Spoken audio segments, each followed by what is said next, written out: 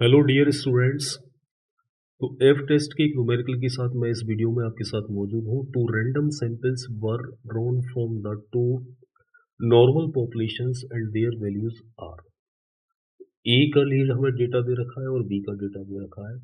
Test whether the two population have the same variance of 5% level of significance.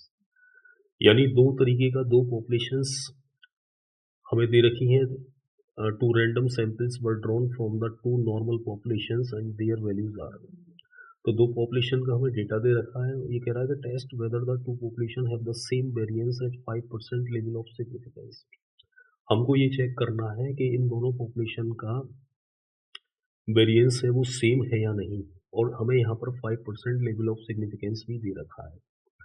तो सबसे पहले हमें जो भी दे रखा है हमने सॉल्यूशन में उसको गिवन लिख लिया। भाई ए का डेटा दे रखा है, बी का डेटा दे रखा है, ठीक है कि नहीं। अब एफ टेस्ट में मैंने आपको बताया था कि एफ टेस्ट में वन टेल का, टू टेल का या लेफ्ट टेल या राइट टेल का कोई चक्कर नहीं होता है, ठीक है। यहाँ पर हमें दो पॉपुलेशंस दे रखी होंगी और उनका हमें क्या निकालना पड़ेगा, वेरिएंस निकालना पड़ेगा। और वेरिएंस को ये दिखाना पड़ता है कि ये वेरिएंस सेम है या नहीं, ये तो चेक करना है। तो स्टेप नंबर 1 में नल हाइपोथेसिस को सेट करते हैं। एच नॉट बराबर sigma 1 square is equal to sigma 2 square. यानी नल हाइपोथेसिस में हम लोग क्या करते हैं, नल हाइपोथेसिस में हम सिग्मा 1 स्क्वायर बराबर सिग्मा 2 स्क्वायर, यानी two populations have same variance, यानी हम पॉपुलेशन वेरिएंस को सेम मानकर चलते हैं। नल हाइपोथेसिस में हम sigma 1 square is equal to sigma 2 square करेंगे। स्टेप नंबर 2 में अल्टरनेटिव हाइपोथेसिस यानी H1, यहाँ इसका जस्ट उल्टा होता है, यानी सिग्मा 1 स्क्वायर को सिग्मा 2 स्क्वायर के बराबर नहीं लेंगे। इसमें दो कंडीशन हो सकती हैं, या तो हम sigma 1 square greater than sigma 2 square करें, या sigma 1 square is not equal to sigma 2 square लगे। आप दोनों में से कुछ भी लिख सकते हैं, जैसे मैंने लिख दिया है sigma 1 square greater than sigma 2 square. That is two population have not same variance, क्योंकि इसका जस्ट अपोजिट हो जाएगा। इसमें हम ये मान के चलेंगे कि दोनों के वेरिएंस सेम है, तो इसमें हम ये मान के चलेंगे इन दोनों में सेम वेरिएंस नहीं है। इसके बाद में स्टेप नंबर 3 आता है टेस्ट स्टेटिस्टिक्स।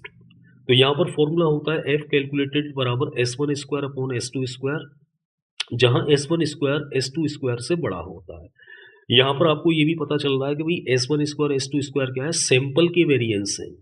ये सिग्मा 1 स्क्वायर सिग्मा 2 स्क्वायर हमारे पॉपुलेशन के वेरिएंस है, और S1 स्क्वायर और S2 स्क्वायर हमारे सैंपल के वेरिएंस है, ठीक है कि नहीं। यहाँ S को निकालने का, S1 स्क्वायर को या S2 स्क्वायर को निकालने का जो फॉर्मूला होगा वो होगा सिग्मा x माइनस एक्स बार का whole square divide by n-1, ठीक है। अब इसमें हम ये फॉर्मूला लगाएंगे, एक तो इस डेटा के लिए हम निकालेंगे वेरिएंस और एक इस डेटा के लिए निकालेंगे वेरिएंस। जो वेरिएंस बड़ा आएगा उसको हम S1 स्क्वायर बोलेंगे, और जो छोटा आएगा वो S2 स्क्वायर बोलेंगे। तो पहले ए के लिए हम टेबल बनाते हैं। तो यहाँ पर हमने ए के लिए टेबल बना दिए, सीरियल नंबर 4 कॉलम बना लिए। जो ए का डेटा है उसको एक्स ऑफ ए बोल दिया है। यहाँ x of a minus x of a bar हो जाएगा, यहाँ x of a minus x of a bar का होल स्क्वायर हो जाएगा। तो जो भी ऑब्जर्वेशन दे रखी है ए की वो सब लिख दी हैं, इनको सबको ऐड कर दिया है, तो ये 270 आ रहा है। इसके बाद में इसका मीन और निकाल दिया है, यानी एक्स से बार निकालने के लिए summation x of A upon N, जो इंडिविजुअल सीरीज में मीन निकालने का फॉर्मूला होता है उसी के अकॉर्डिंग हमने निकाल दिया है। तो 270 डिवाइड बाई 9 ये 30 आ जाएगा। तो एक्स ऑफ ए बार हमारा 30 आ जाएगा, और सभी ऑब्जर्वेशन में से हम ये 30 लेस कर देंगे तो हमें ये चीज़ें मिल जाएंगी, ठीक है। इसके बाद में जो ये मिल गया है, जो वैल्यूज़ मिल गई हैं, इनका हमने होल स्क्वायर कर दिया है, तो वो x of a minus x of a bar का होल स्क्वायर बन जाएगा। इन सभी को ऐड कर दिया है। फिर हम अपना फॉर्मूला लगाएंगे, s square is equal to summation x of a minus x of a bar का whole square divide by n-1। तो ये आ गया 734, और यहाँ पर नंबर ऑफ ऑब्जर्वेशन हमारे पास 9 है, तो ये 9 माइनस 1 बराबर 8 आ जाएगा। 734 डिवाइड बाई 8 करेंगे तो 91.75 आएगा।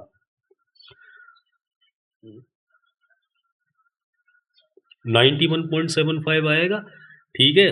अभी मैंने यहाँ पर इसको S2 लिख दिया है क्योंकि जब मैं अगला वाला निकालूँगा B के लिए तो वो ज़्यादा आएगा, इसलिए मैंने इसको S2 स्क्वायर अभी लिख दिया, ये बाद में लिखना है आपको, ठीक है?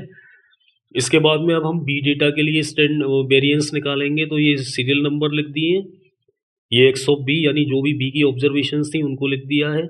इसके बाद में x ऑफ B बार निकालेंगे, इन सबको ऐड कर दिया है, तो ये आ रहा है 363, तो 363 डिवाइड बाई 11 क्योंकि नंबर ऑफ ऑब्जर्वेशन आर 11, तो ये 33 आ जाएगा, 120 बार यहाँ पे 33 आ जाएगा, यानी इन सभी ऑब्जर्वेशंस का मीन आ जाएगा 33।